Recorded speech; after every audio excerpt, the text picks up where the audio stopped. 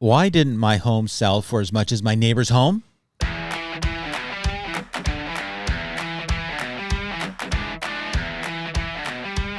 You're listening to the Home Seller's Advantage.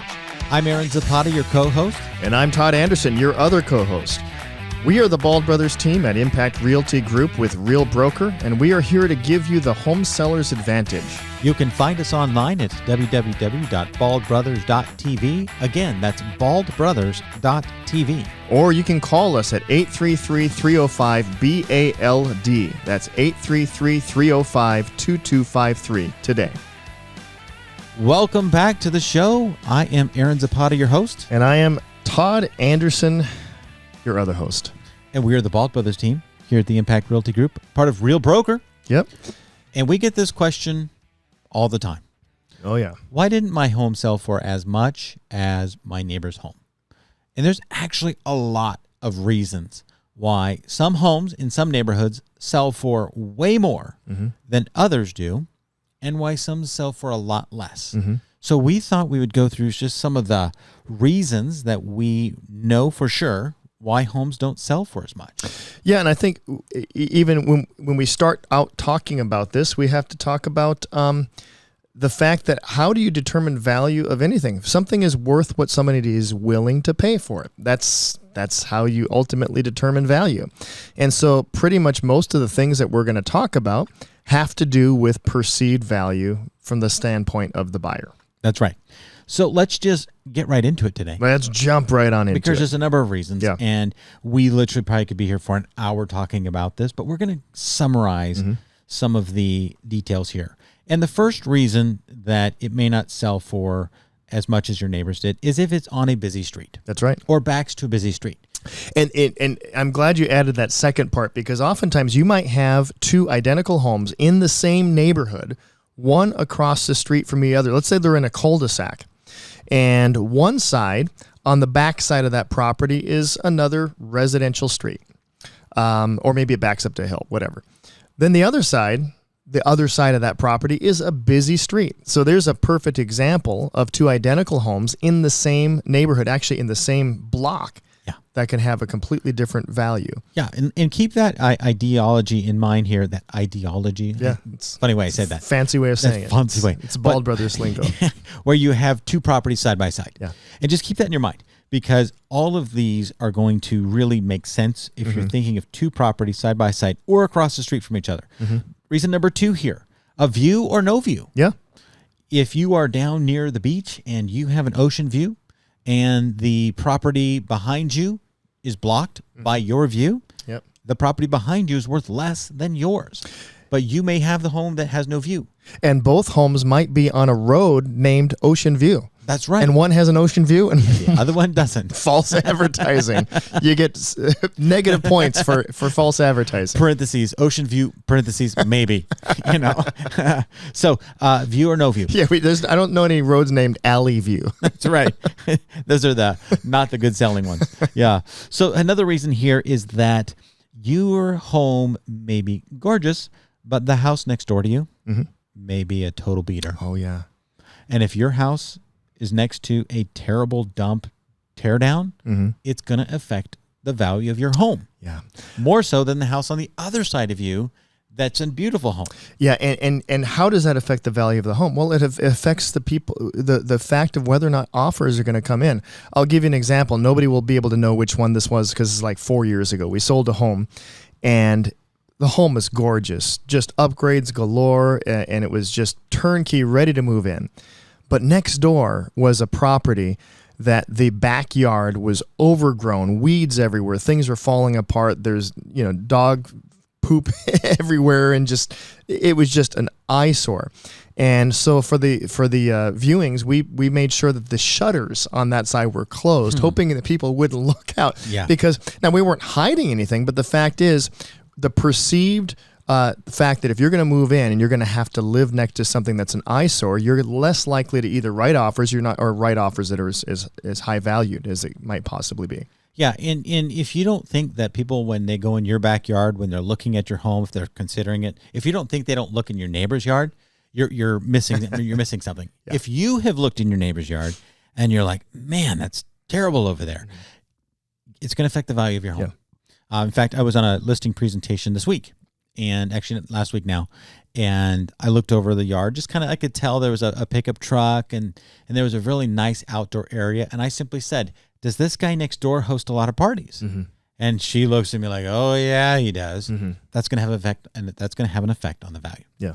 Because buyers coming in are going to know that next door neighbor throws a lot of parties. Mm-hmm.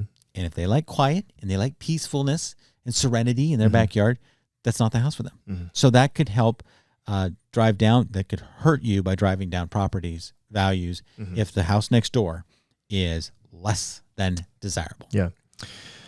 Another one, I know you're making a list, but another one might be usable space in the lot. You might have a lot that's, let's say, 8,000 square feet, and your neighbor has also a lot that's 8,000 square feet, but yours sells for less because part of that lot might be graded. It might not be usable lot space, whereas your neighbor has usable space. So on paper, it shows to be identical in terms of the size of the land, but in actuality, only part of that's usable. Very true. And so we just closed escrow on a house today, and last night I was talking to one of the neighbors. And the reason we're even talking about this show is because he brought up how come this house is selling less than price per square foot. And one of the reasons he said was that exact reason. He said, my backyard, unlike the one you're selling, is flat and very usable. Yes. And I've got a pool as well, but it's directly out of the back of the home. It's great. And so the lot size, the usability of that lot is absolutely crucial. And if you have a corner lot where you kind of are on busier side one way or the other, again, not a good reason, not a great way to add value. It's going to hurt your value. Yeah. So the next thing I want to say is functionality. So if your home has multiple levels, and you have a lot of steps all over the place. Yeah. You're going to exclude a certain number of buyers. That's right. Versus a single story, no step home. In fact, Todd and I know that the highest price per square foot typically goes to a single family home with no stairs, because everybody who walks through there can see a use for that home for them. Yep. Because they're not going to be put off by the stairs. You have aging older folks who are eliminating stairs when they're downsizing. And you have families that, hey, they're not even thinking about stairs yet, but they have young kids, and the kids can play downstairs. They're not going to fall downstairs. Like it's really like desirable for everybody. So if your home is functionally out of whack with, that's not the right word.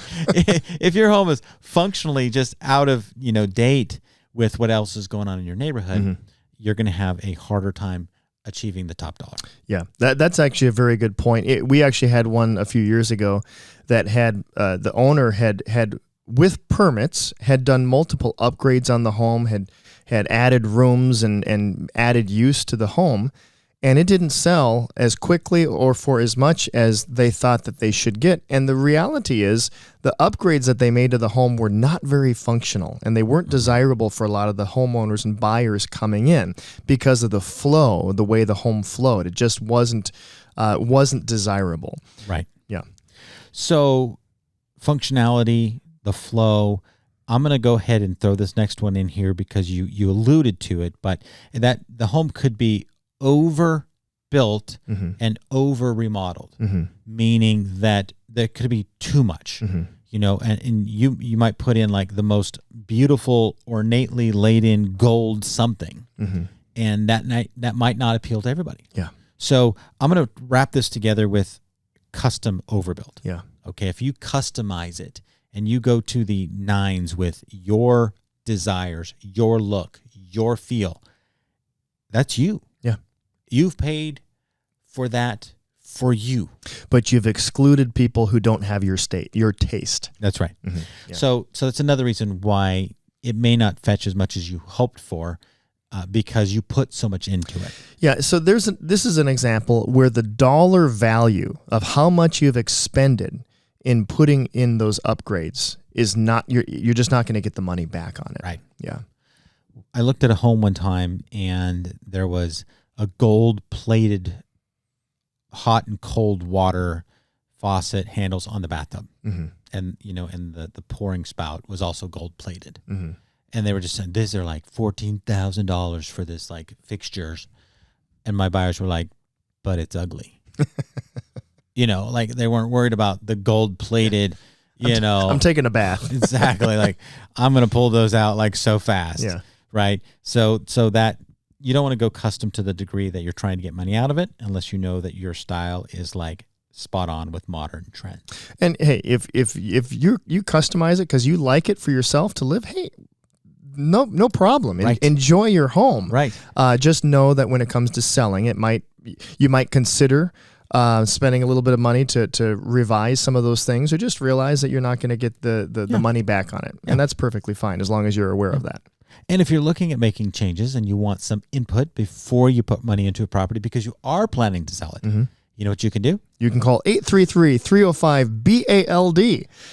That's 833-305-BALD. Or 2253. That's right. Not ball, like roll the ball, throw the ball, but bald, no hair. Yep. Because we're the Bald Brothers team. That's right. Okay. 833-305-BALD. Or go to our website at baldbrothers.tv and reach out to us and talk to us so we can help you make those decisions. Yep. And we advise you, whether you're making it for a couple years down the road or whether you're about to list in a month. We'd happy to answer those questions either way. Shout out to my dad. He texted me this morning, thinking about getting a new roof. Is it going to add value? And I said, Dad, I don't know because I don't sell in your area. And he's like, would metal be better than shingle? And I said, in my area, that metal aluminum look is kind of a downgrade from the composition shingle. It's not as good as the concrete. And I said, that's my area, but I don't know your area. And if you're looking at selling it in the next 2 years, it might make a difference. But if you're selling it in 10 years, whatever you do today is not going to add value. That's very true. But shout out to my dad for texting me this morning because we do get those questions all the time. Yeah, shag carpet at one time might have been a thing, but not in today's. That's right. Not unless you're shaggy. Okay, so another reason that your house isn't getting as much as the neighbor's house is because it is totally outdated. You could be a movie set. That was a perfect segue. Yeah, it was, right? You could be a movie set for the Brady Bunch. The Brady Bunch, yeah. Okay. If that looks like your home today and you're not the honeymooners. Right, and you're not renting it out as a movie studio, like, place where they film old, outdated movies, it's probably not going to fetch as much. It's just not. Yeah. Although I've seen like avocado green tile coming back in. Yeah, some of those styles are good, but they're not. You're not finding that all over the place. It's a certain niche within the culture. Yes, so that's definitely not something we recommend unless you want just to sell it as is and not to worry about putting any money into it.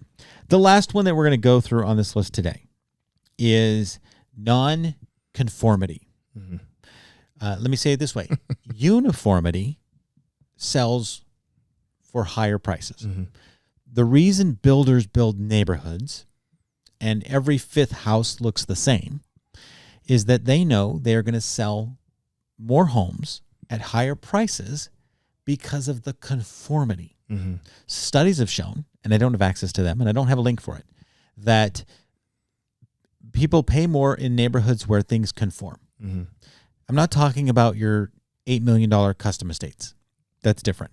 Yeah. Although, even the estate neighborhoods here in Yorba Linda, where I live, are only about 6 options, even in the $2 and $3 and $4 million price points, because they know conformity sells. Yeah. So you may have a house that's 4,000 square foot in a 2,500 square foot neighborhood. You're not going to get the same price per square foot. Yeah. Because you do not conform to the ideals of the neighborhood. So you may have a 2-story ranch style, or let's say a 2-story, colonial in a single-story ranch style neighborhood. You do not conform. You're not going to get the same price per square foot. Yeah. So keep that in mind. If you're building or doing an addition, you're not going to get the money back if you're doubling the size of your home and all of the houses around you are not. Yep. However, places like Downey, you can buy a half-acre lot there, and it's a total teardown, 1940s, little tiny 2-bedroom, 2-bath, little farmhouse. Mm-hmm. Those are being torn down, and they're replacing them with 6,000 square foot, 2-story mini mansions all day long. Yeah. Because it's creating conformity. Yeah. So those old style homes are worth a lot because it is the potential for somebody to build a little mansion for themselves in Downey. Yeah. There's a lot of neighborhoods, but Downey specifically has a lot of those neighborhoods. So each area is unique Yeah. and specific. And even as you shared that example with your dad, you don't know that area, so you don't know how to answer the question for his area. So And my dad lives in Pennsylvania. yeah. Okay, it's not like it's here in Southern California. We sell in California. So Pennsylvania is very different When from Southern California. When my sister moved there, she was Googling like, should I bring my like appliances from the garage inside in the winter because it gets negative like 20 degrees? Yeah. She's like, is my TV going to freeze? Right. That was her first question. If I leave my stuff that we just moved in, if it's in the garage and it's like 40 degrees or 20 degrees below zero, is my TV going to break? Yeah. Like she didn't know. You know, when I was totally different. I don't know. I was just on the East Coast in New York and that area. I took a lot of photos of architecture just because it's so different from Southern California. I mean, we don't see the brownstones. I've never seen architecture. Right. So we don't see the brownstones. It's just a very different type of building out there. And so so each community is going to be different in terms of the things that sell and don't, and what the conformity will be for that neighborhood versus another neighborhood. That's how you're going? I thought you were going to add on to that. You just stopped talking so quickly. Drop the mic. Drop the mic. All right. I was taking pictures of architecture. I had a thought and it's gone. I finished my thought. I'm done. Well, and you know what? You might have other reasons that the home doesn't sell for more. There could be a death on the property. There could be crime. You know, that could be. Those are significant ones that they're kind of givens. Yeah, but and the reason we didn't put them in this list today is because those are unexpected. Yeah, like all the other ones are pretty like home driven. Yeah, specifically the home. Mm-hmm. That's an event. Yeah. At the home, right? And so that's clearly going to have an impact. Mm-hmm. But you may be living in a beautiful home, and you need to be realistic about what it's worth compared to the homes around you when you take this list that we've just put out. Yeah. And ultimately, and we have a phrase that you and I say all the time with our clients, you and I when we do the best we can in terms of marketing and price strategy, but ultimately we have this phrase. We say the market has spoken. The market speaks and kind of tells you what the value of your home is. And so the things that we're talking about are trying to identify why the market speaks the way that it does. But ultimately, the market will kind of tell you where your property is, because people will write offers based off of some, as I started at the beginning, their perception of the value based off of a lot of these things that we've just discussed. We have talked about this specific home in a previous episode, but the Brady Bunch home, somebody bought it and they thought, wow, it's going to be an amazing investment. And then they end up selling it for less than they bought it for when they chose to resell it. And they said it was the worst investment they ever made. Why? Because they had a perceived value and were willing to pay more for it, but nobody else was. So keep that in mind. You may be willing to put $1 million into your home to make it to your liking. It doesn't mean somebody else is going to reimburse you and then add value to that number when you choose to sell it. So we are the Bald Brothers. Yep. We would love to hear from you. You can call us at 833-305-BALD. You can go to our website. You can like and subscribe and turn on that little notification button so that when we have a new episode, a new podcast, a new YouTube video, that you get notified. And then send us comments. Don't miss an episode. Never miss an episode again. All right. Thanks for tuning in today. God bless you. And we do look forward to helping you sell homes, because you know what we do? We sell homes. Yes, we do. God bless you, and we'll talk to you next time. Thanks for listening to the Home Sellers Advantage. The Bald Brothers team is a licensed DBA of Real Broker, licensed by the California Department of Real Estate, number 02022-092. Again, we do not give any real estate, legal, or financial advice. If you'd like to reach out to us, you can call us at 833-305-BALD, or you can reach us online at baldbrothers.tv. Equal housing opportunity.